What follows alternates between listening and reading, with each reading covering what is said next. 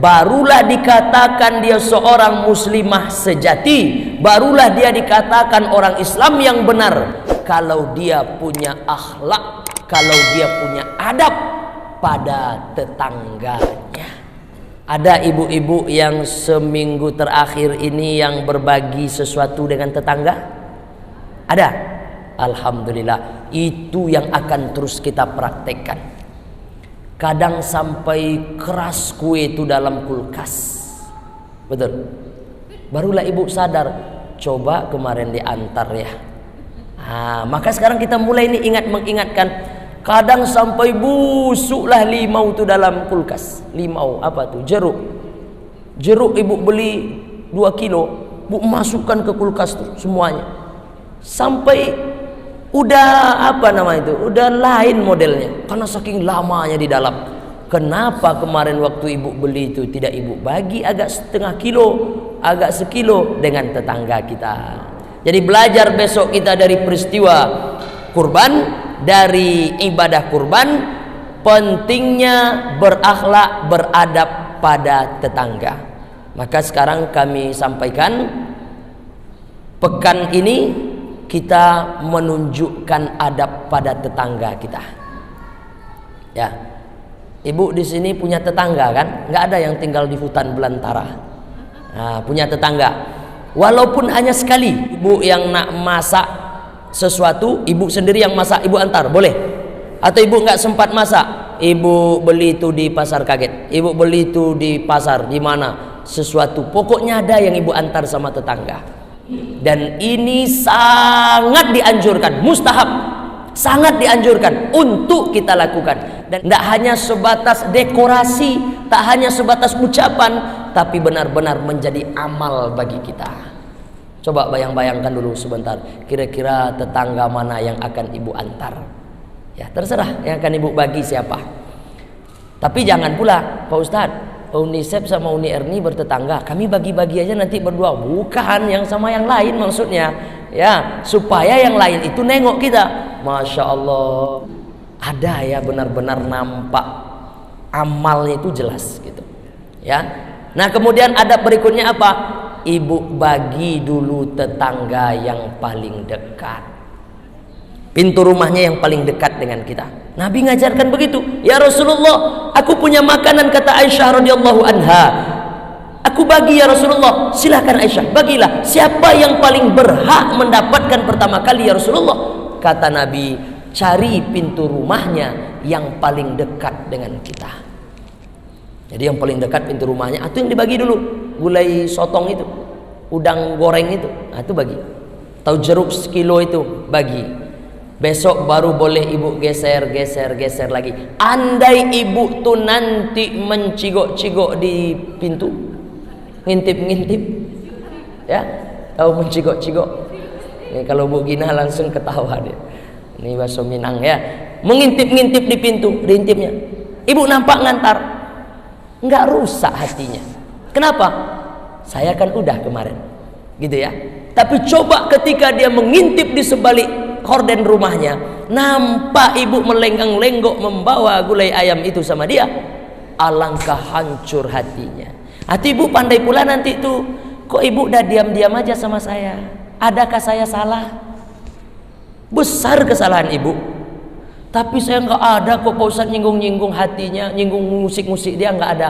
Tanpa ibu sadari, hancur luluh perasaannya. Makanya ilmu yang paling hebat itu adalah pandai-pandai merasakan perasaan orang, ya. Kan ibu ngomong gitu kan biasanya, saya ndak tahu Pak Ustadz, ndak ada angin, ndak ada hujan, tak apa-apa aja salah saya itu. Nggak ada lagi dia. Ada sebetulnya kesalahan kita tanpa kita sadari. Nah kita mulai nih dengan cara seperti ini. Bagi dulu tetangga kita yang paling dekat. Ada pertanyaan jamaah, Pak Ustadz, kalau kita dibagi oleh orang lalu tak suka kita Pak Ustadz, ibu dibagi oleh orang durian, sementara ibu darah tinggi. Kan durian kan nggak boleh kan darah tinggi ya, bisa stop langsung tuh, karena panas gitu ya, nggak boleh. Atau makan apa, ibu asam urat, ibu ini dibagi oleh orang yang bisa membangkitkan asam urat. Gimana adab kita, akhlak kita? Apa boleh langsung kita tolak?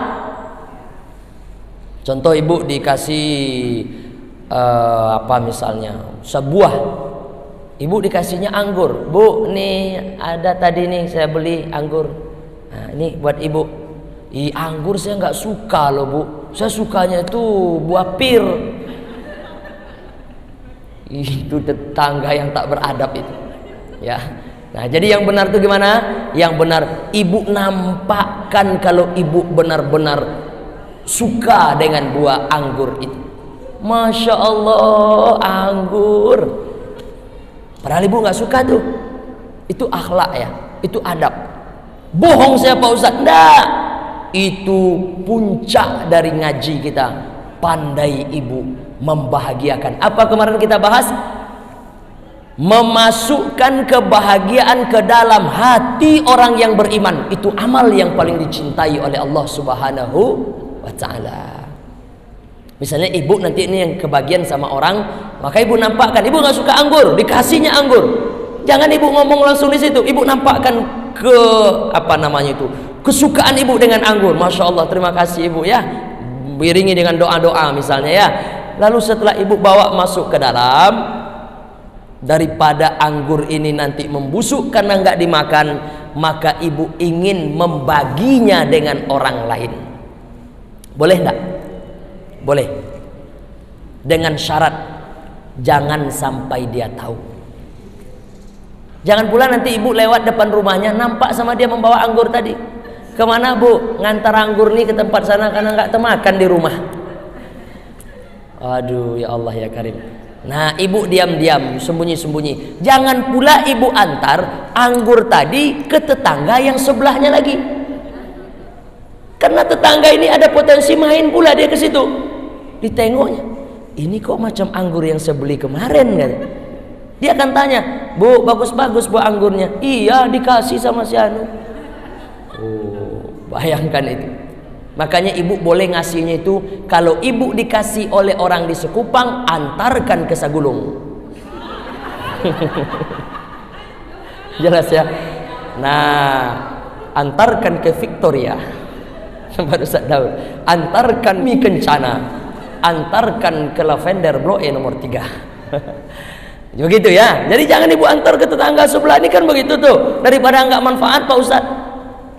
Itu nggak cerdas kita namanya. Nah jadi kita akan praktek lagi tentang adab bertetangga dalam Islam. Nah kita lanjut sedikit. Mengantarkan makanan, menebarkan salam. Ini mungkin masih agak kaku ya lidah kita, karena ada jamaah bilang begini, kaku saya Pak Ustadz nyapa-nyapa tetangga tuh pakai Assalamualaikum warahmatullahi. Jangan ibu bikin macam ceramah. Kalau ibu bikin Assalamualaikum warahmatullahi wabarakatuh, bingung pula lah ibu tuh. Jadi nyantai aja. Salah ya pakai irama ya, tapi jangan sampai menyalahi aturan yang sudah dibuat Ustadz Rio. Assalamualaikum, kaf dengan mim itu tidak ada panjang. Nah, ini sebagian orang kan bertamu ke rumah kawan, Assalamualaikum, oh tuh. Nah itu panjang betul itu, Assalamualaikum. Ya pandailah ibu, nanti lama-lama kami biasa coba, adakah kami kalau saling nelpon, kan udah lama nih berkawan nih, pernah nggak kami nggak pakai salam? Dah, pakai salam. Assalamualaikum, akhi sehat, Ustaz sehat. Udah terbiasa, enak aja lagi. Atau istri sama suami sendiri ditelepon sama suami, sudah tahu yang nelpon tuh suami dia. Kalau saya lah dapat macam tuh, maka saya jawab, oh. Pakailah salam, Assalamualaikum warahmatullahi wabarakatuh. Apa kabar bang? Ada yang tinggal? Doakan. Isinya apa? Keselamatan, rahmat Allah, keberkahan dari Allah Subhanahu wa ta'ala. Kami pernah sampaikan begini, kalaulah di satu perumahan, di satu komplek itu agak 4, 5, 6, 7 rumah yang ada berdekatan, mereka saling menebarkan salam, demi Allah kami katakan, tidak akan ada pertikaian, tidak akan ada pertempuran, tidak akan ada cekcok. Yakinlah. Kenapa? Setiap kali kalimat itu disebut, maka disitulah Allah akan menurunkan apa dia? Keselamatan, rahmat kasih sayang Allah, wabarakatuh, keberkahan. Ya, jadi kalimat-kalimat lain boleh, kalimat lain itu nyusul aja. Apa kabar? Hai jeng. Nah, itu nanti.